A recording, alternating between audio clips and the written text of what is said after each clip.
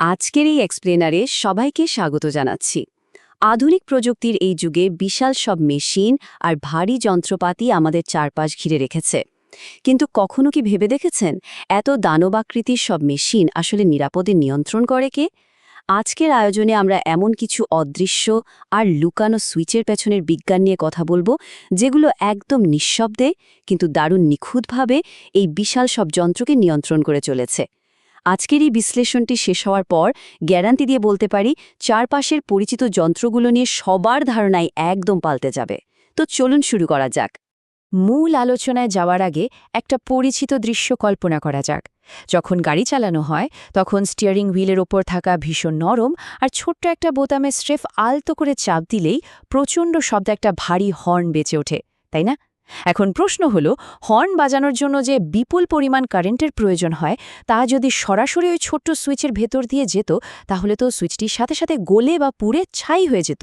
তাহলে কিভাবে এত অল্প আর সূক্ষ্ম ইনপুট দিয়ে এত হাই ভোল্টেজের একটা কাজ একদম নিরাপদে করা হচ্ছে? এই চমৎকার সমস্যার অসাধারণ সমাধানটাই লুকিয়ে আছে আমাদের আজকের টপিকের মধ্যে। পুরো বিষয়টা ধাপে ধাপে বোঝার জন্য আজকের এই আলোচনাকে আমরা মূলত 5টি ভাগে সাজিয়েছি। প্রথমে আমরা জানব রিলে আসলে কি, এরপর দেখব রিলের ভেতরের অংশগুলো, তারপর জানব এটি কিভাবে কাজ করে, এরপর এনও এবং এনসি এর ধারণা, এবং সব শেষে এর দারুণ সব বাস্তব ব্যবহার। তো আমাদের প্রথম পর্ব, রিলে আসলে কি? একদম সহজ ভাষায় বলতে গেলে রিলে হলো একটি ইলেকট্রোম্যাগনেটিক সুইচ। এর সবচেয়ে জাদুকরী দিকটা হলো এটি খুব সামান্য পরিমাণ ভোল্টেজ বা কারেন্ট ইনপুট হিসেবে নিয়ে বিশাল বড় কোনো ভোল্টেজ বা লোডকে অনায়াসে নিয়ন্ত্রণ করতে পারে। ব্যাপারটা পরিষ্কার করার জন্য একটা খুদে দারোয়ানের উদাহরণ দেয়া যায়। ধরুন, একটা বিশাল গেটের সামনে খুব ছোটখাটো একজন দারোয়ান দাঁড়িয়ে আছে। সে নিজে কিন্তু ভারী কোনো কাজ করে না বা গেট ঠেলেও খোলে না।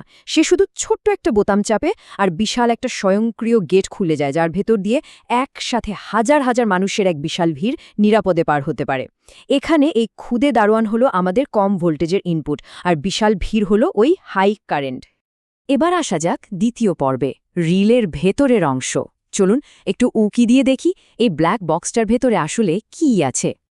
এত জটিল আর ভারী একটা কাজ যে জিনিসটা করছে, তার ভেতরে মূলত মাত্র 4টে সাধারণ উপাদান থাকে: কয়েল, আয়রন কোর, কন্ট্যাক্ট এবং স্প্রিং। কয়েলটা আর কিছুই না, স্রেফ তামার তারের অনেকগুলো প্যাচ। আয়রন কোর হলো একটা লোহার টুকরো, যেটা ওই কয়েলের ঠিক মাঝখানে বসানো থাকে। কন্ট্যাক্ট হলো এখানকার আসল সুইচিং পয়েন্ট, যা বিদ্যুতের রাস্তা তৈরি করে বা ভেঙে দেয়। আর স্প্রিংয়ের কাজ হলো সবকিছুকে টেনে আবার আগের জায়গায় ফিরিয়ে আনা। এই সাধারণ কয়েকটি পার্টস মিলেই কিন্তু পুরো ম্যাজিকটা করে। তৃতীয় পর্ব, এটি কিভাবে কাজ করে। চলুন এবারের পেছনের ফিজিক্সটা একটু গতিশীলভাবে দেখে নেওয়া যাক। রিলের কয়েলে যেই মাত্র একটুখানি বিদ্যুৎ ঢোকে, ঠিক তখনই আসল খেলাটা শুরু হয়। এই বিদ্যুৎ প্রবাহ কয়েলটিকে এক ধাক্কায় অত্যন্ত শক্তিশালী একটা তড়িৎ চুম্বক বা ইলেকট্রোম্যাগনেটে পরিণত করে ফেলে। আর চুম্বক তৈরি হওয়ার ঠিক পর মুহূর্তেই এটি প্রচণ্ড শক্তিতে কন্ট্যাক্টটিকে নিজের দিকে টেনে নেয়। এই সজোরে টেনে নেওয়ার ফলেই সার্কিটটি মুহূর্তের মধ্যে হয় চালু হয়ে যায়, নয়তো বন্ধ হয়ে যায়। পুরো ঘটনাটা চোখের পলকে ঘটে, কিন্তু এর অ্যাকশনটা সত্যিই দারুণ। ঠিক একইভাবে যখন ইনপুটের সেই ছোট বিদ্যুৎ প্রবাহটি বন্ধ করে দেওয়া হয়, তখন সাথে সাথে কয়েলের চৌম্বক শক্তিও পুরোপুরি গায়েব হয়ে যায়। আর ঠিক তখনই স্প্রিং তার কাজ শুরু করে। স্প্রিংটি কন্ট্যাক্টটিকে টেনে আবার তার আগের স্বাভাবিক অবস্থায় নিয়ে যায়। এভাবেই রিলে খুব নিখুঁতভাবে নিজেকে রিসেট করে ফেলে এবং পরের বারের জন্য একদম রেডি হয়ে যায়। চলে আসছি চতুর্থ পর্বে, এনও এবং এনসি। রিলের লজিকগুলো আসলে কিভাবে কাজ করে। এখানে এসে ব্যাপারটা একটু ইন্টারেস্টিং হয়ে যায়। রিলের কন্ট্যাক্ট মূলত দুই ধরনের ডিফল্ট স্টেটে থাকে। একটা হলো এনও বা নর্মালি ওপেন। নাম শুনেই বোঝা যাচ্ছে স্বাভাবিক অবস্থায় এর বিদ্যুতের রাস্তাটি খোলা বা বিচ্ছিন্ন থাকে, অর্থাৎ সার্কিট অফ থাকে। যখন কয়েলে পাওয়ার আসে, কেবল তখনই এটি জোড়া লেগে সার্কিটকে অন করে দেয়। অন্যদিকে ঠিক এর উল্টোটা হলো এনসি বা নর্মালি ক্লোজড। এখানে স্বাভাবিক অবস্থাতেই সার্কিটটি জোড়া লাগানো বা অন থাকে, আর যখন কয়েলে পাওয়ার দেয়া হয় তখন এটি বিচ্ছিন্ন হয়ে অফ হয়ে যায়। কোনো মেশিনে কেমন লজিক দরকার তার উপর ভিত্তি করেই ইঞ্জিনিয়াররা এই দুটোর যে কোনো একটা বেছে নেন। শেষ পর্ব, বাস্তব জীবনে এর ব্যবহার। এতক্ষণ তো থিওরি শুনলাম, এবার দেখা যাক আমাদের চারপাশে এগুলো কোথায় কাজে লাগছে। ভারী শিল্প কারখানাগুলোতে যেসব বিশাল বিশাল মোটর থাকে সেগুলো সাধারণ সুইচ দিয়ে সরাসরি চালানোটা ভীষণ বিপজ্জনক।